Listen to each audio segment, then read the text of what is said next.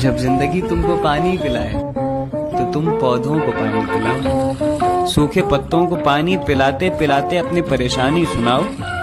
उनकी प्यास खत्म और आपकी परेशानी। और इस थेरेपी के बदले मिलेंगे टमाटर, गुलाब का दीदार और सदा बहार ही सदा बहार, जिनको देखकर यकीन होता है कि थोड़ा एडजस्ट करना सीख गए तो हर मौसम में मुस्कुराया जा सकता है। कपकपाती